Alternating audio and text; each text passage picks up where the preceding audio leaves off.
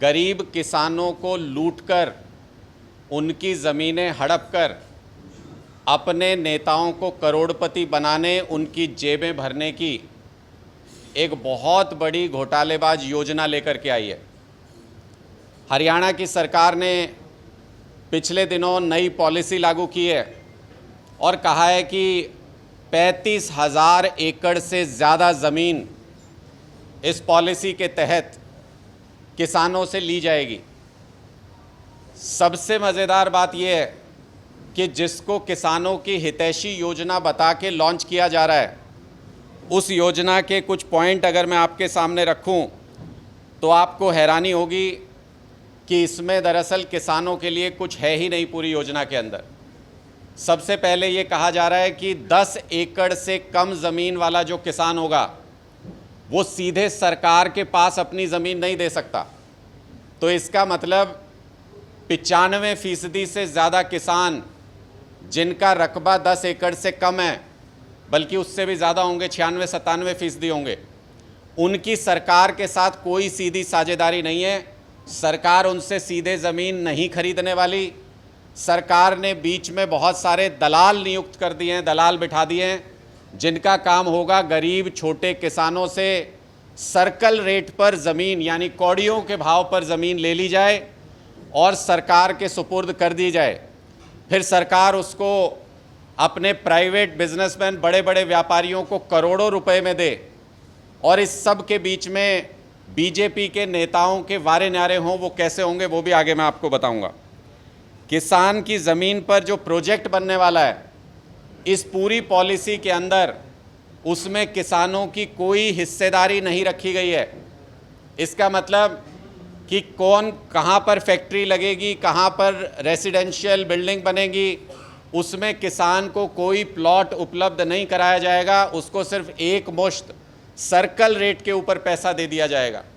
2013 का एक्ट, जिसके खिलाफ किसानों ने काफ़ी चर्चा की, काफ़ी उसके खिलाफ आंदोलन किए, लेकिन उसके अंदर भी ये प्रावधान किया गया कि मार्केट रेट का 4 गुना पैसा किसान को ज़मीन ली जाएगी तो उसके बदले में दिया जाएगा। लेकिन ये सो कॉल्ड किसान हितैषी पॉलिसी हरियाणा सरकार की, इसमें कहा गया है कि अधिकतम पैसा जो किसान को दिया जा सकता है वो सर्कल रेट का 3 गुना, मार्केट रेट नहीं, सर्कल रेट का 3 गुना अधिकतम पैसा किसान को दिया जा सकता है। जो बीच में सो कॉल्ड दलाल नियुक्त किए जा रहे हैं, उनको ये लालच दिया जा रहा है कि अगर कोई दलाल सर्कल रेट पर छोटे किसान से ज़मीन लेके सरकार को देगा तो उसको 3,000 रुपये प्रति एकड़ इनाम दिया जाएगा। यानी सरकार प्रोत्साहित कर रही है इन सब दलालों को कि आप सर्कल रेट पर ज़मीन हड़प करके सरकार को दे दीजिए किसी भी तरह से। किसान के पास अपनी ज़मीन का रेट निर्धारित करने का या कोई तय रेट है ही नहीं। किसान को सिर्फ अपनी तरफ से सर्कल रेट से ज़्यादा या सर्कल रेट का एक बोली लगानी पड़ेगी, अप्लाई करना पड़ेगा कि मेरी ज़मीन इस रेट पे ले लीजिए।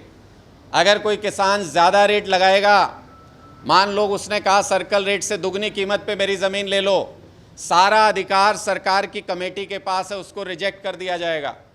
और जो मजबूरी में फंसा किसान है, जो सर्कल रेट पर ऑफ़र करेगा, उसकी ज़मीन ले ली जाएगी। ये सारे अधिकार कमेटी के पास हैं।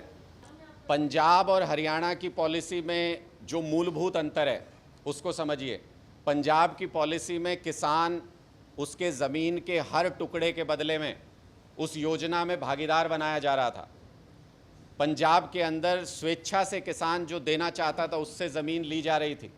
पंजाब के अंदर एक मरले का किसान भी अगर था तो उसको मौका दिया गया था कि सीधे सरकार को अपनी ज़मीन देकर के उसके बदले में डेवलप सेक्टर के अंदर अपना हिस्सा ले ले। हरियाणा की सरकार ने 96-97% किसानों को इस योजना से बाहर कर दिया है, दलालों के हवाले कर दिया है।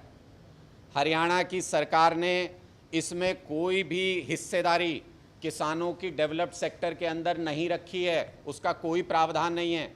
और जो ज़मीन ली जा रही है वो औने पौने दाम पर सर्कल रेट पर ली जा रही है।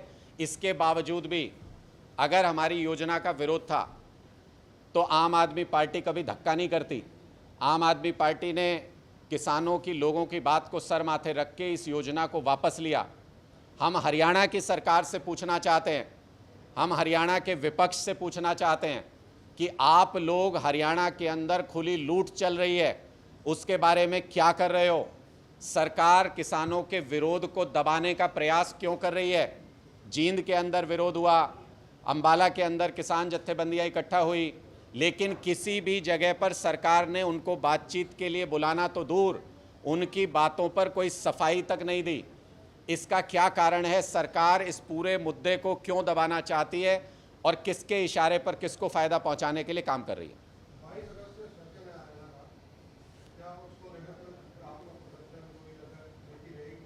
देखिए, मुझे लगता है कि आज हमने अपने सवाल सरकार के और हरियाणा की जनता के सामने रखे हैं, और जिनकी तरफ मैंने इशारा किया है, आज मुझे लगता है वो बैठ के टीवी देख भी रहे होंगे कि इनको कैसे पता चल गया कि हमारे पास कितनी ज़मीनें हैं।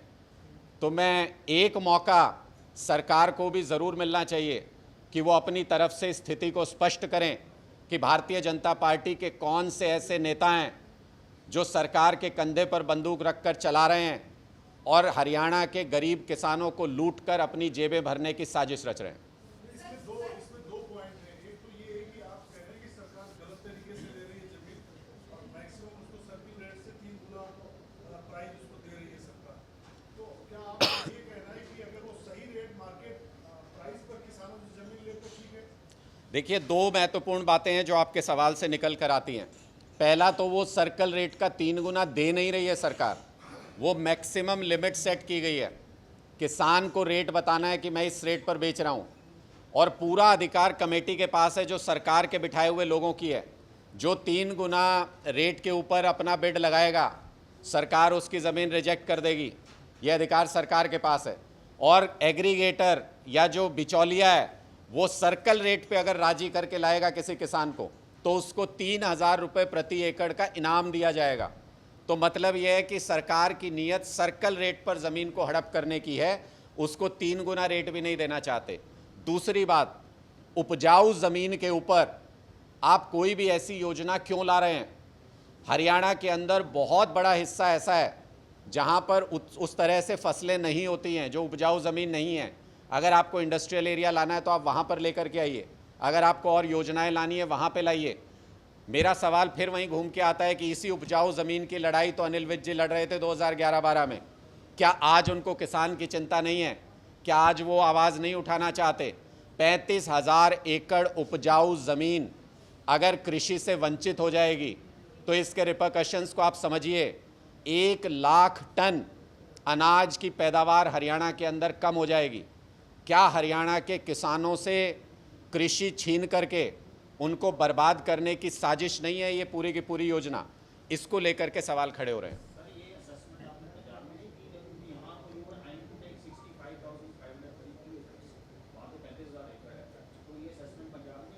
देखिए, निश्चित तौर पर, लेकिन मुझे लगता है कि जो बात बीत गई सो बात गई।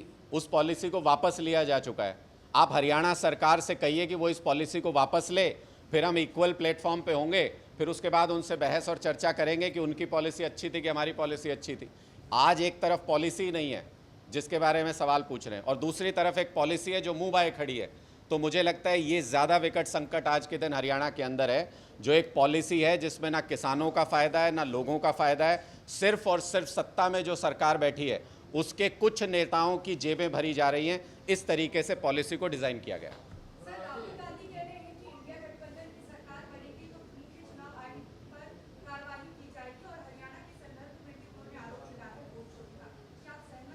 देखिए, गली गली में शोर है, भारतीय जनता पार्टी वोट चोर है। ये आज पूरे देश के सामने स्पष्ट हो गया। कितना मर्जी अपनी चोरी छुपा ले भारतीय जनता पार्टी, और चुनाव आयोग उसमें बराबर का हिस्सेदार और भागीदार है। ये आज पूरे देश के सामने स्पष्ट हो गया।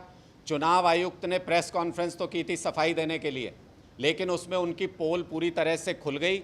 चुनाव आयोग जो कहता था 65 लाख वोट का डाटा जारी नहीं किया जा सकता जिनके वोट काटे गए हैं, सुप्रीम कोर्ट का आदेश आते ही जारी भी हो गया डाटा।